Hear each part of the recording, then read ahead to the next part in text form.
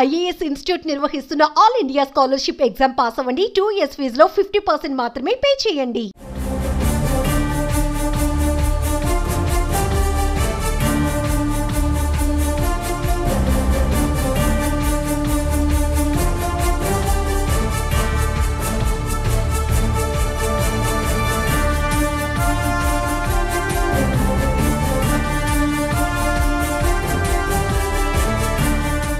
ఏపీలో మరో కామపిశాచి చేసిన దారుణం వెలుగులోకి వచ్చింది. కర్నూలు జిల్లా దేవనకొండ మండలం చెల్లెలి చెలిమా గ్రామంలో మైనర్ బాలికపై అఘాయిత్యానికి పాల్పడ్డాడు ఓ కామాంధుడు.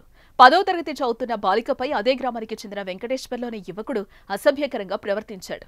పాలకు వెళ్లి ఇంటికొస్తుండగా ఆమెను అడ్డగించి బలవంతం చేయబోయాడు. దీంతో బాలిక భయంతో కేకలు వేస్తూ పరుగులు తీసింది.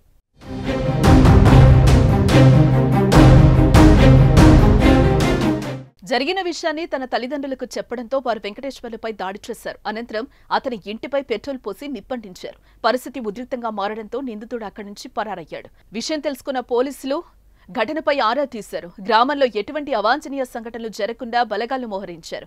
మైనర్ బాలిక పట్ల అసభ్యంగా ప్రవర్తించిన కామాంధుడిని కఠినంగా శిక్షించాలని గ్రామస్తులు డిమాండ్ చేస్తున్నారు.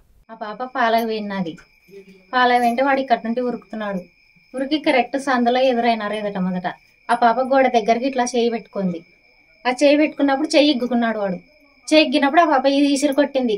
అరుచుకుంటాలకి మేము ఉరికినాం సారు. వాడు పారిపోయినాడు. అట్లే నిత్యం ఎక్కడో వచ్చోట మహిళలపై ముఖ్యంగా బాలికలపై జరుగుతున్న ఇలాంటి అఘాయిత్యాలు ఆందోళన కలిగిస్తున్నాయి.